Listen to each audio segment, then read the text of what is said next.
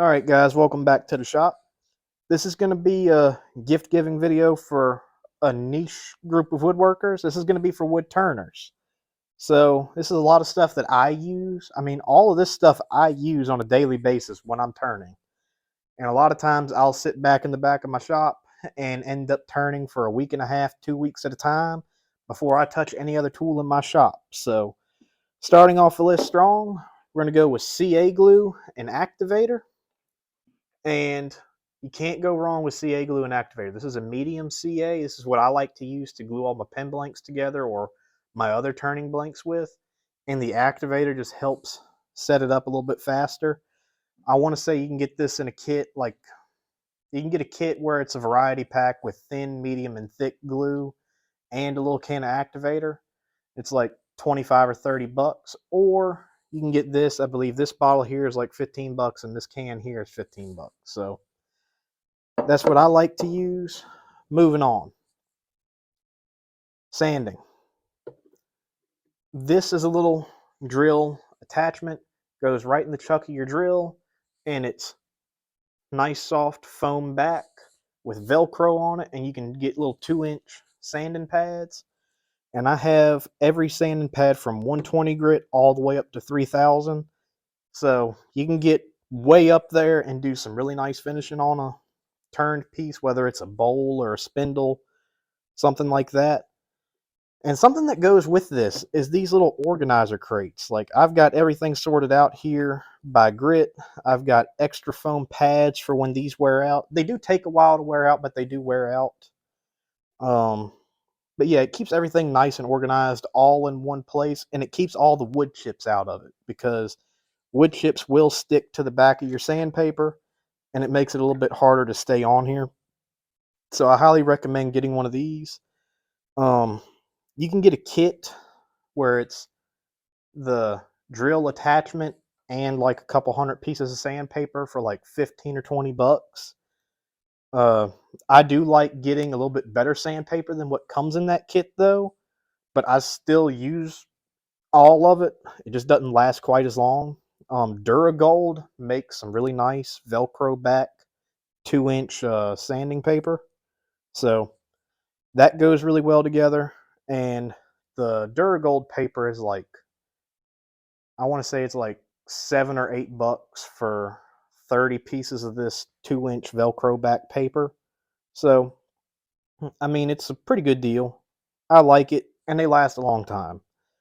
And this crate here, I mean, this is a little 10-slot organizer by DeWalt. I don't remember how much it is, but you can get something similar to this. This one was probably 15 or 20 bucks, but you could probably get one for way less that's a no-name. So just keep that in mind. Keeping in the whole theme of finishing and sanding, this is micro mesh polishing pads.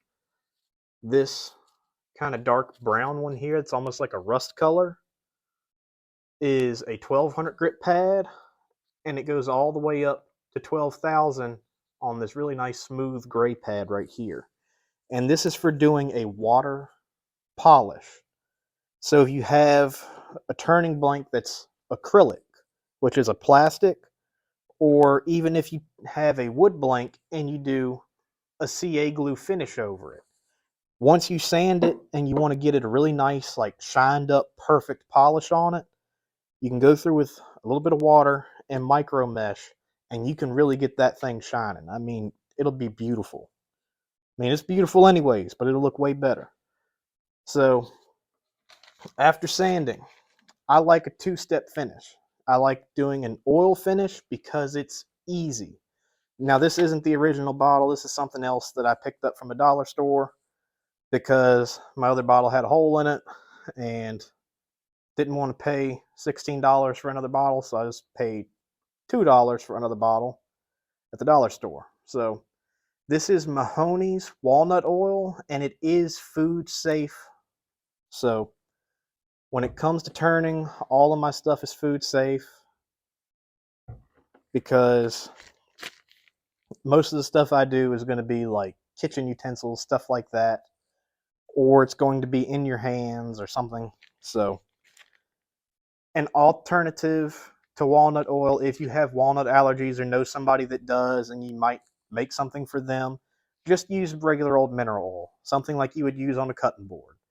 So that's the alternative for that. And this is Hut Triple P. This is a hard wax finish. Once I hit the piece with the oil, I go back over it with this and buff it in on the lathe with it spinning, and it puts a really good water resistant finish on a piece of wood, and it gives it a nice satin sheen to it. And keeping on, this you may not associate with woodworking or wood turning, but this is a set of digital calipers, and it will read in millimeters, thousandths of an inch, and it will also read, well, actually, I don't know if this one does. I have another one that reads in fractions. So you can easily tell what diameter something is that you're making. If you need to hit something that's 1 5/8, you can easily do it. You need to hit something that's 3/8, you can easily do it. So that's a wild card here. I forgot to mention the what is it? The micro mesh pads. I believe these are like 15 or 20 bucks. They could be less. It's been a while since I bought them. Mahoney's walnut oil, I believe a 16-ounce bottle of that is like 10 bucks, something around there. Triple P's, like the bar of it is like $8 or $9 maybe. It might be less than that.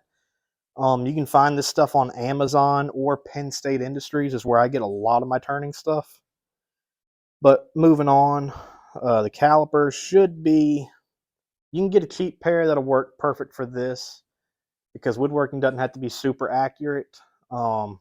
It's not like we're running a metal lathe and trying to machine down to a 10,000th of an inch.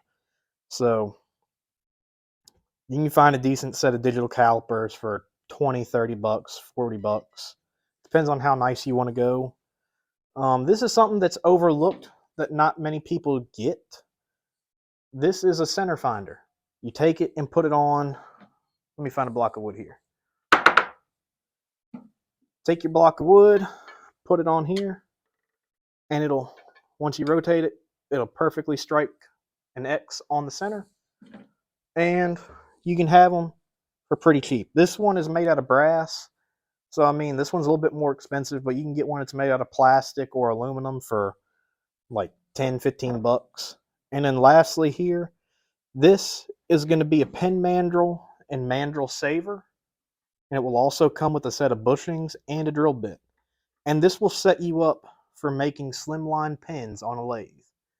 I believe this kit was like 35 bucks maybe or something from Penn State. And I use the snot out of it. I mean, I can't tell you how many things I have made on that mandrel. It's well over 1,000 at this point.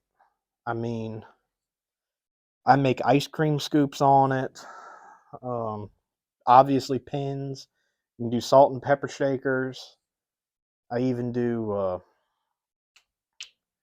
what are they? Deer calls and some other stuff too. So, I mean, really, it's endless what you can do with this. And all of this stuff here are small items that I use at the lathe all the time. I'm not going to recommend that you buy any tools. If you want to get them a tool like a gouge, or whether it's a bowl gouge, a spindle gouge, a skew, whatever, I highly recommend that you ask them, or you give them a gift card, whether it's like a Visa thing and they can go online and buy the tool that they want. Because turning tools are very expensive and they are very specific. So I would leave that up to the person unless they tell you exactly what they want. So if y'all have any ideas that you can add to this, leave them in the comments for other people to see. Also, if you liked the video, go ahead and give me the thumbs up and go ahead and subscribe. Let's grow the channel some. Yeah, I'll catch y'all next time. Thanks for watching.